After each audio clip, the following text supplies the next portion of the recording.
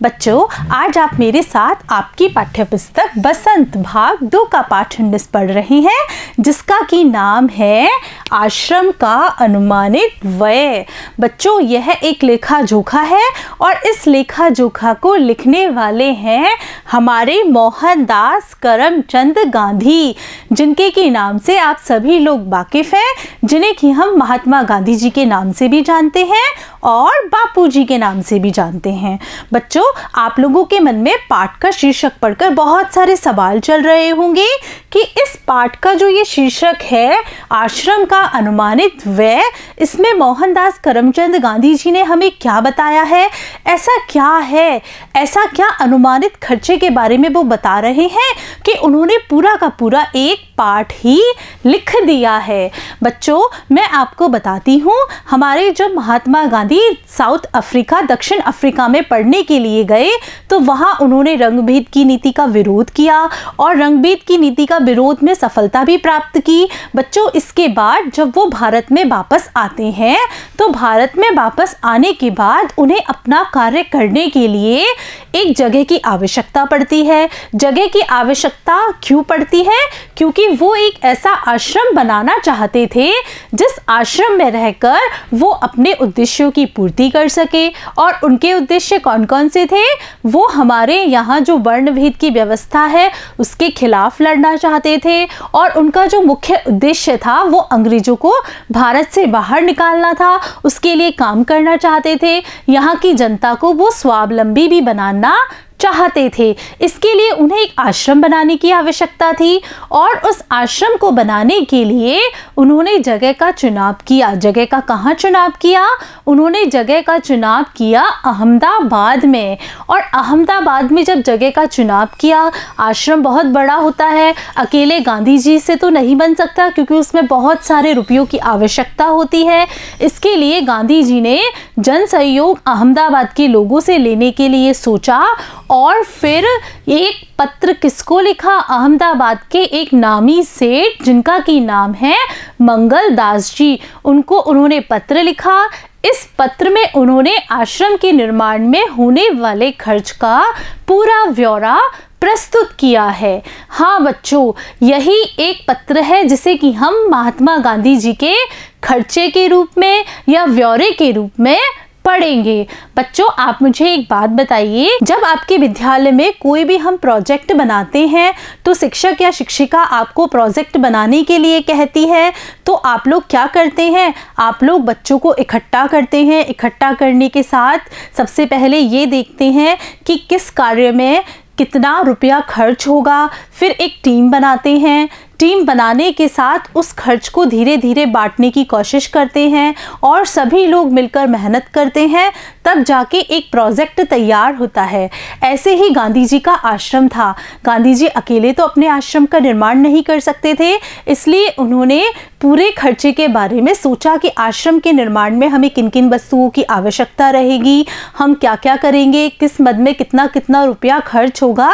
यह सारा आप इस पाठ में पढ़ने वाले हैं। बच्चों, मैं आपको यह पाठ पढ़ाना शुरू करूं उससे पहले मैं आपको इस पाठ का एक छोटा सा परिचय देती हूं। आइए चलते हैं परिचय की तरफ। देखिए, आश्रम का अनुमानित व्यय पाठ मोहनदास करमचंद गांधी जी के द्वारा लिखित एक लेखा जोखा है। लेखा जोखा जिसे कि हम हिसाब के नाम से भी जानते हैं, जो कि अहमदाबाद में स्थापित किए जाने वाले आश्रम के खर्च पर आधारित है। बच्चों, ध्यान दीजिए, ये जो लेखा जोखा है यह किस पर आधारित है? आश्रम के निर्माण में किए जाने वाले खर्च पर आधारित है। इस पाठ से यह पता चलता है कि वे भारतीय जीवन का निर्माण किस प्रकार करना चाहते थे। बच्चों, अब हम चलते हैं पाठ की तरफ। आइए देखते हैं। दक्षिण अफ्रीका से लौटकर गांधी जी ने अहमदाबाद में एक आश्रम की स्थापना की। उसके प्रारंभिक सदस्यों और सामान आदि का विवरण इस पाठ में है। देखिए, आरंभ में संस्था यानी आश्रम में 40 लोग होंगे। गांधी जी सोच रहे हैं कि उनका आश्रम किस तरह का होगा, तो गांधी जी कह रहे हैं कि आरंभ में इस आश्रम में 40 लोग होंगे। कुछ समय में इस संख्या के 50 हो जाने की संभावना है। यानी कि जब आश्रम शुरू किया जाएगा तो शुरुआती दौर में इस आश्रम में 40 लोग रह रहे होंगे, लेकिन कुछ समय के बाद उनकी संख्या 50 हो जाएगी। हर महीने औसतन 10 अतिथियों के आने की संभावना है। देखिए, गांधी जी ने संभावना के बारे में भी सोच लिया कि यहाँ हर महीने औसतन 10 अतिथि भी आएंगे। इनमें से 3 या 5 सहपरिवार होंगे, इसलिए एक ऐसे स्थान की व्यवस्था होनी चाहिए कि परिवार वाले लोग अलग रह सकें और शेष एक साथ। देखिए, गांधी जी की कितनी अच्छी विचारधारा है कि जो परिवार वाले लोग हैं, जिनके साथ परिवार हैं, वो एक तरफ रहे और जिनके साथ परिवार नहीं है, जो अकेले हैं, वो दूसरी तरफ रहे और एक साथ रहे। इसको ध्यान में रखते हुए 3 रसोई घर हों। यानी गांधी जी ऐसा सोचते हैं कि उनका जो आश्रम बन रहा है उसके लिए उन्हें 3 रसोई घर की आवश्यकता है तथा मकान कुल 50,000 वर्ग फुट क्षेत्रफल में बने तो सब लोगों के लायक जगह हो जाएगी। इसके अलावा 3000 पुस्तकें रखने लायक पुस्तकालय और अलमारियां होनी चाहिए। बच्चों, देखिए गांधी जी की कितनी अच्छी सोच है कि वो आश्रम बनाना चाहते हैं तो आश्रम में भी वो पुस्तकालय का निर्माण करना चाहते हैं और वहाँ 3000 पुस्तकों की व्यवस्था भी करना चाहते हैं। बच्चों, पुस्तकें हमारी सबसे अच्छी मित्र होती हैं और हमें हर प्रकार की परिस्थितियों का सामना करने के लिए कुछ ना कुछ उनमें सुझाव मिल ही जाता है। तो बच्चों, पुस्तकालय को भी बहुत ज़रूरी मानते हैं और पुस्तकों को पढ़ने को भी बहुत ज़रूरी मानते हैं। कम से कम 5 एकड़ ज़मीन खेती करने के लिए चाहिए, जिसमें कम से कम 30 लोग काम कर सकें। इतने खेती के औजार चाहिए। इनमें कुदालियाँ, फावड़ों और खुरपों की ज़रूरत होगी। बच्चों, गांधी जी आश्रम में सिर्फ लोगों को रखना ही नहीं चाहते, बल्कि वो चाहते हैं कि लोग स्वावलंबी बने। यानी जो लोग आश्रम में रह रहे हों वो निठल्ले ना हो, यानी वो काम करे, मेहनत करे और मेहनत करके अपना जीवन यापन करे और आश्रम के लिए योगदान दे। तो बच्चों, वो ये चाहते थे कि जो आश्रम में लोग रह रहे हों उनके लिए कम से कम 5 एकड़ ज़मीन हो, जिसमें कि जो लोग खेती करने के लायक हैं वो खेती कर सकें और इसके लिए कम से कम उन्हें खेती के औजार चाहिए। कितने लोगों के लायक चाहिए? वो सोचते हैं कि कम से कम 30 लोग खेती कर पाएँ। इतनी मात्रा में हमारे पास औजार भी होने चाहिए। इनमें कुदालियों, फावड़ों और खुरपों की ज़रूरत होगी। बच्चों, कुदाली, फावड़े और खुरपे ये तीनों खेती में काम आने वाले औजार हैं। बढ़ईगिरी के निम्नलिखित औजार भी होने चाहिए। बढ़ईगिरी क्या होती है? बच्चों, हम बढ़ई किसे कहेंगे? जो लकड़ी का कार्य करता है, लकड़ी से कलात्मक वस्तुओं का निर्माण करता है, उसे हम बढ़ई कहते हैं। और बढ़ईगिरी यानी बढ़ई का कार्य करने की जो कला है उसे हम बढ़ईगिरी कहेंगे। निम्नलिखित औजार भी होने चाहिए। देखिए क्या क्या होने चाहिए। 5 बड़े हथौड़े, 3 बसूले, 5 छोटी हथौड़ियाँ, 2 ऐरन, 3 बम, 10 छोटी बड़ी छेनियाँ, 4 रद्दे, 1 सालनी, 4 केटियाँ, 4 छोटी बड़ी बिमानियाँ, 4 आरियाँ, 5 छोटी बड़ी संडासियाँ, 20 रतल कीलें, छोटी और बड़ी, 1 मोगरा जिसे कि लकड़ी का हथौड़ा भी कहते हैं, और मोची के औजार। बच्चों, ध्यान दीजिए, वो अपने आश्रम में खेती करने लायक ज़मीन भी चाहते हैं, खेती करने के औजार भी चाहते हैं, साथ ही बढ़ईगिरी का कार्य करने के लिए उनके औजार की भी इच्छा रखते हैं और इसके अलावा वो चाहते हैं मोची के औजार। मोची कौन होता है? जो कि जूते बनाता है, जूतों की सिलाई करता है। गांधी जी को ऐसा लगता है कि जब लोग रहेंगे तो उनको जीवन में बहुत सारी कठिनाइयों का सामना भी करना पड़ेगा। कभी लकड़ी के सामान की टूट फूट होगी तो उसके लिए हमें बढ़ईगिरी का कार्य करने के लिए लोग भी चाहिएंगे और उनके उपकरण भी चाहिएंगे। और किसी के चप्पल जूते टूट जाते हैं या आश्रम में रहने वाले लोगों के लिए नए चप्पल जूतों की आवश्यकता होती है, तो इसको बनाने का कार्य कौन करेगा? मोची करेगा। और मोची कब करेगा? जब मोची के पास उसके औजार होंगे। यानी कि बच्चों, वो जितने भी लोगों को आश्रम में रखना चाहते थे, सबको स्वावलंबी बनाना चाहते थे। यानी कि वो चाहते थे कि जितने भी लोग आश्रम में रह रहे हों वो कुछ ना कुछ कार्य करें, किसी न किसी कला में निपुण हो जाए। देखिए, मेरे अनुमान से इन सब पर कुल 5 रुपया खर्च आएगा। बच्चों, गांधी जी अंदाजा भी लगा रहे हैं। क्या अंदाजा लगा रहे हैं कि इन सब पर कुल 5 रुपया खर्च होगा। रसोई के लिए आवश्यक सामान पर 150 रुपये का खर्च आएगा। स्टेशन दूर होगा तो सामान को या मेहमानों को लाने के लिए बैलगाड़ी चाहिए। बच्चों, स्टेशन तो दूर होगा ही, क्योंकि उनको खेती के लिए 5 एकड़ ज़मीन भी चाहिए और एक बड़ा सा भवन भी चाहिए। इन सब के लिए उनको अहमदाबाद शहर के मुख्य जगह पर उनको जगह नहीं मिल सकती। यह तो अहमदाबाद के बाहर जो क्षेत्र है उनमें ही जगह मिलेगी और वो जगह स्टेशन से दूर होगी। तो इसलिए स्टेशन दूर होगा तो सामान को या मेहमानों को लाने के लिए एक बैलगाड़ी चाहिए। मैं खाने का खर्च 10 रुपये मासिक प्रति व्यक्ति लगाता हूँ। मैं नहीं समझता कि हम यह खर्च पहले वर्ष में निकाल सकेंगे। वर्ष में औसतन 50 लोगों का खर्च 6000 रुपया आएगा। ये गांधी जी का हिसाब है। देखिए, अहमदाबाद में स्थापित आश्रम का संविधान स्वयं गांधी जी ने निर्माण किया था। इस संविधान के मसविदे से पता चलता है कि वह भारतीय जीवन का निर्माण किस प्रकार करना चाहते थे। देखिए, मुझे मालूम हुआ है कि प्रमुख लोगों की इच्छा यह है कि अहमदाबाद में यह प्रयोग 1 वर्ष तक किया जाए। यदि ऐसा हो तो अहमदाबाद को ऊपर बताया गया सब खर्च उठाना चाहिए। मेरी मांग तो यह भी है कि अहमदाबाद मुझे पूरी ज़मीन और मकान सभी दे दे, तो बाकी खर्च मैं कहीं और से या दूसरी तरह से जुटा लूँगा।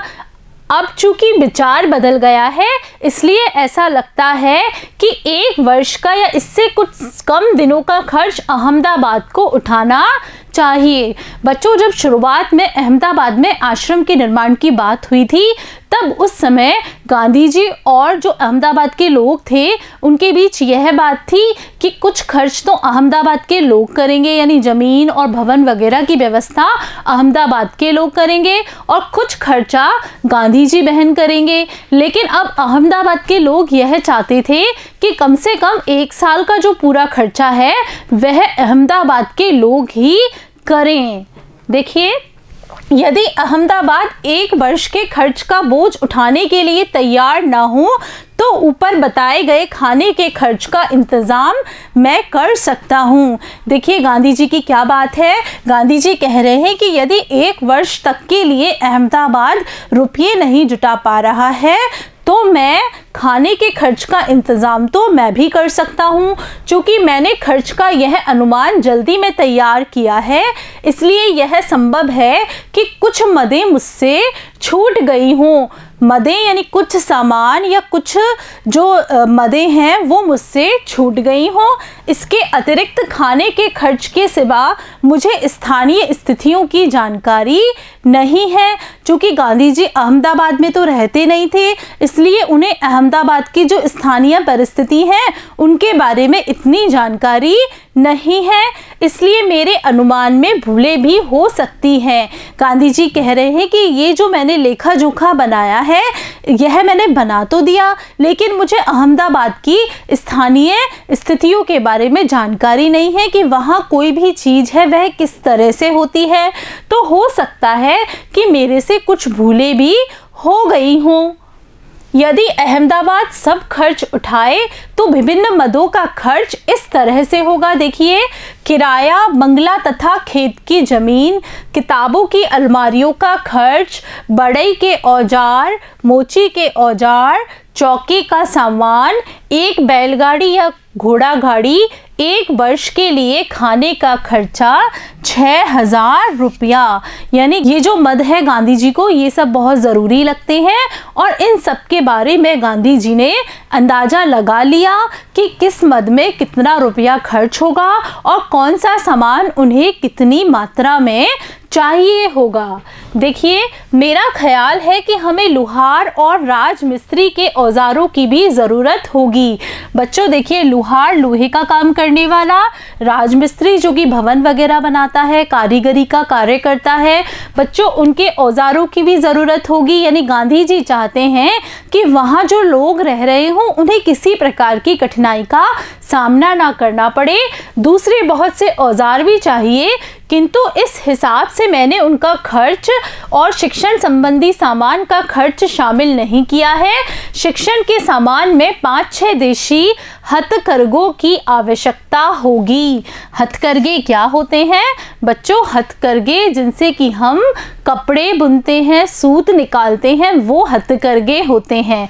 महात्मा गांधी जी को लगता है कि इन सारे सामानों की ज़रूरत हमें होगी, क्योंकि वो हमारे देश के नागरिकों को स्वावलंबी बनने की शिक्षा देना चाहते थे, प्रेरणा देना चाहते थे और अपने आश्रम में रहने वाले हर व्यक्ति को किसी न किसी कार्य में निपुण बना देना चाहते थे। इसलिए उन्होंने सारे के सारे जो सामान जिनकी उनको ज़रूरत महसूस होती थी, सबके बारे में सोच लिया। देखिए, घरेलू सामान, यह गांधी जी के द्वारा बनाई गई घरेलू सामान की सूची है, जिसके बारे में गांधी जी ने क्या लिखा है। देखिए, 4 पतीले 40 आदमियों का खाना बनाने योग्य, यानी कि उनको 4 भगोने, 4 पतीले चाहिए जिसमें कि एक साथ 40 आदमियों का खाना बन सके। 2 छोटी पतीलियां जिन्हें कि हम बोलते हैं भगोनियां, वो कितनी हो? 10 आदमियों के योग्य हो तथा 2 हो। 3 पानी भरने के पतीले या तांबे के कलशे, यानी कि उनको पानी भरने के लिए बर्तन भी चाहिए, यह तो हमारी ज़रूरत का ही सामान है। 4 मिट्टी के घड़े, 4 तिपाइयाँ, 1 कढ़ाई, 10 रतल खाना पकाने योग्य, 3 कलछियाँ, 2 आटा गूंथने की परातें, 1 पानी गर्म करने का बड़ा पतीला, यानी कि जब सर्दियाँ आएंगी तो सब लोग गर्म पानी से भी नहाएंगे, तो गर्म पानी करने के लिए एक बड़ा पतीला यानी बड़ा भगोना भी चाहिएगा। 3 केतलियाँ, 5 बाल्टियाँ या नहाने का पानी रखने के बर्तन, 5 पतीले के ढक्कन, 5 अनाज रखने के बर्तन, क्योंकि अनाज हमें सुरक्षित भी रखना होगा और सुरक्षित रखने के लिए हमें अनाज रखने के बर्तन भी चाहिएंगे। 3 तइयाँ, 10 थालियाँ, 10 कटोरियाँ, 10 गिलास, 10 प्याले, 4 कपड़े धोने के टब, 2 छलनियाँ, 1 पीतल की छलनी, 3 चक्कियाँ जो कि आटा पीसने का कार्य करती हैं, 10 चम्मच, 1 कड़छा, 1 अमामदस्ता मूसली, 3 झाड़ू क्योंकि आश्रम की हमें साफ़ सफाई भी रखनी होगी, 6 कुर्सियाँ, 3 मेज़ें, 6 किताबें रखने की अलमारियाँ, 3 दवाते, 6 काले तख्ते, 6 रैक, 3 भारत के नक्शे, 3 दुनिया के नक्शे, 2 बम्बई अहाते के नक्शे, देखिए 1 गुजरात का नक्शा, 5 हथकरघे, बढ़ई के औजार, मोची के औजार, खेती के औजार, 4 चारपहिया, 1 गाड़ी, 5 लालटेन, 3 कमोड, 10 गद्दे, 3 चैम्बर पॉट, 4 सड़क की बत्तियाँ, बैसाख बदी 13 मंगलवार 11 मई 1915। बच्चों ये जो गांधी जी ने लेखा जोखा बनाया था, ये बैसाख के महीने में बनाया था, मंगलवार दिन था और 11 मई 1915 तारीख थी। बच्चों आज आपने मेरे साथ आपकी पाठ्यपुस्तक बसंत भाग 2 का पाठ 19 आश्रम का अनुमानित व्यय पढ़ा, जिसमें कि गांधी जी के द्वारा आश्रम के निर्माण में किए जाने वाले खर्च का विवरण था कि आश्रम को निर्माण के लिए उन्हें किस किस सामान की आवश्यकता रहेगी। इन सब के बारे में गांधी जी के द्वारा प्रस्तुत किया गया ब्यौरा आपने पढ़ा। बच्चों आपने इस पाठ से देखा होगा, इस पाठ से आपने सीखा होगा कि गांधी जी हर काम बहुत ही हिसाब से करते थे और बहुत ही हिसाब से हर चीज़ के बारे में गहराई से सोचते थे। बच्चों आप लोगों को भी गांधी जी से यह बात सीखनी चाहिए कि जिस तरह से गांधी जी हर पक्ष के बारे में सोचते थे, हर विचार को गहराई से सोचते थे, फिर उसको लिखा करते थे, ऐसा ही अगर आप करेंगे तो आपको आपके जीवन में बहुत सारी सफलताएं मिलेंगी और किसी भी कार्य में आप असफल नहीं होंगे। बच्चों इस पाठ के अभ्यास प्रश्न हम अगले भाग में करेंगे। तब तक के लिए नमस्कार बच्चों।